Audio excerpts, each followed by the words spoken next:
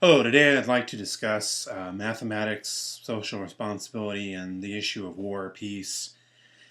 This is aimed for students of mathematics, college, high school, you know, students who are looking to go into mathematics as a career, and particularly those who maybe they don't want to teach so much, as they might want to be involved in corporate America, systems planning, perhaps even some kind of social statistics.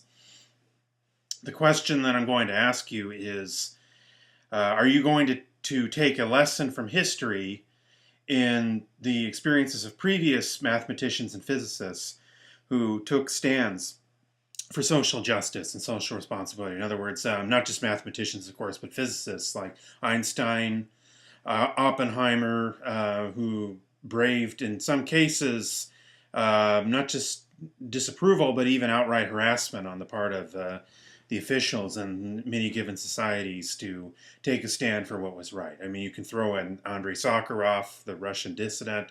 You can throw in dissidents in China who might be scientists or mathematicians, but also here in the United States, those who advocated banning the bomb, such mathematicians and physicists as who resisted J. Edgar Hoover or McCarthy and were barred from security clearances. The question I would ask is, does the generation coming up now have what it takes to really emulate that and say, in a day and age, as I'm writing now, we are in a state of decline as far as civil liberties would be concerned, and as far as civil rights are concerned. And it's all in the name of, fighting terrorism and legitimate reasons.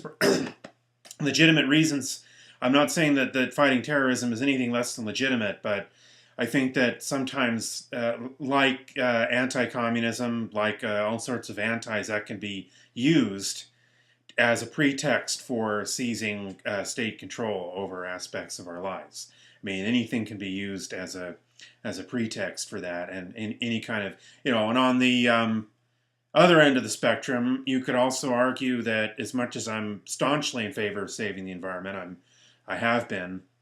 In fact, I've made videos on that. It is possible that cause, like any other cause, can be twisted around. And I'm a strong believer in. Well, let's put it this way: I believe in the environment and in private property rights, both. But that might be another video. So let's really get into this right now. Mathematicians and physicists are more often than not employed by the military-industrial complex. It's not a criticism. I'm not saying that we don't need a military for national defense.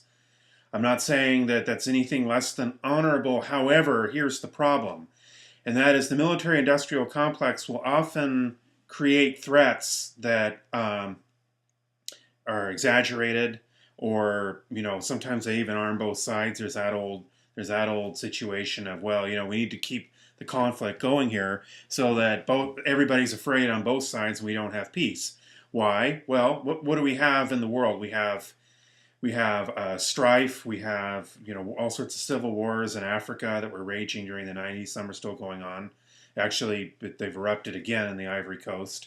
We have upheavals in the Middle East. We have we have tensions in the Koreas. I mean, what do we have? We have a world gone mad. And in a world gone mad, people respond in what way? Through fear. And with fear, you're going to have a revival of a survival mentality. And there's a certain school of mathematics that you could call games theory or game theory. I'm not all that knowledgeable about it. I'm going to be honest with you. I mean, I'm not... it's not really something I've studied much, but what they study is how people react in certain situations. You can call them social mathematicians. Okay, in other words, they study societies using a heavily statistical bent. Well, the question I would ask of them is, can you really boil the human being down to that? I mean, and a lot of them in the 50s and 60s would work for the Rand Corporation, and they would work for various Cold War think tanks. But ironically, they were so against communism and so anti-communist, but their view of human nature was as materialist as anything coming out of the Soviet Union. I mean, the same basic fallacy as what came out of the Soviet Union. You can break all of human beings down to atoms, molecules, numbers. You know, a denial of the humanities, a denial of anything transcending that. And so, you know, the question I would have to ask you is, I'm not saying don't go to work for the Rand Corporation. I'm not saying don't go to work for a think tank of that nature. But what I would say is, are you going to keep your morals here? Are you going to keep your sense of loyalty to higher principles, loyalty to world peace, loyalty to equality? And you know, as I'm filming this right now, I'm filming it in a scary time. Okay, I don't know when you're watching this. You might be watching this years down the line. I'm filming this in 2011, where we're on the eve of a government shutdown. I don't know what's going to happen tonight. It's Friday afternoon. And as it is, we have extremism reviving in this country. You know, the president wasn't born here. We have a revival of nativism, the Minutemen. We have... Oh, and this really gets me, the whole thing of the Tea Party. You know, they've co-opted all of these patriotic symbols that, to me, progressives could just as easily claim. I mean, they no more own these patriotic symbols from the Revolutionary War than the Stalinist Soviet Union would own the revolutionary tradition of the workers. I mean, it seems to me that the protesters in Wisconsin own both of these, as far as I'm concerned.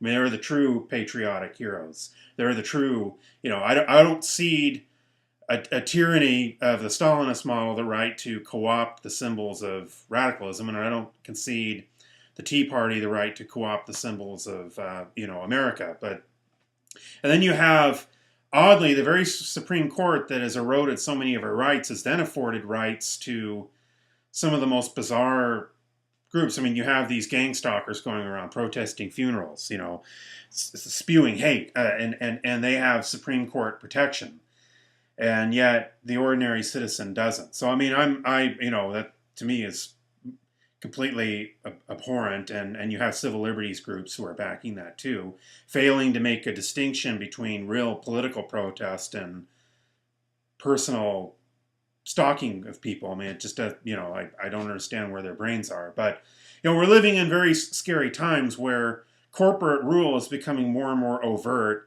and rights are more and more for, you know, the corporations and less for the common citizens.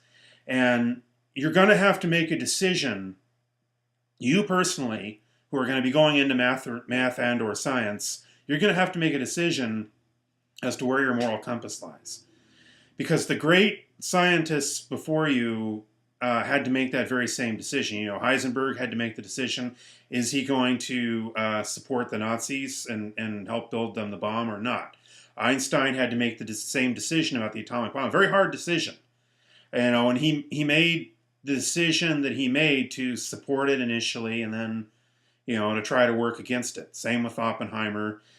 And those of you who are going to be mathematicians, you know, you're going to have to make a decision about what type of organizations you're going to work for.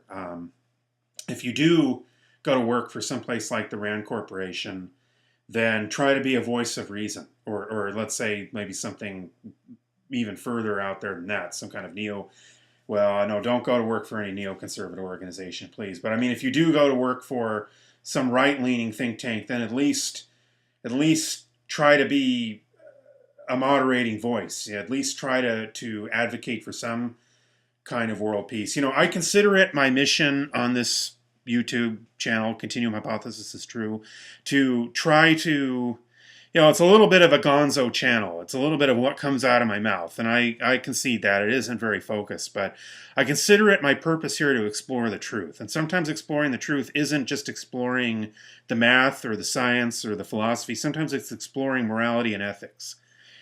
And I believe that if we err, we should err on the side of doing what's right, and doing what's just, and doing what's true.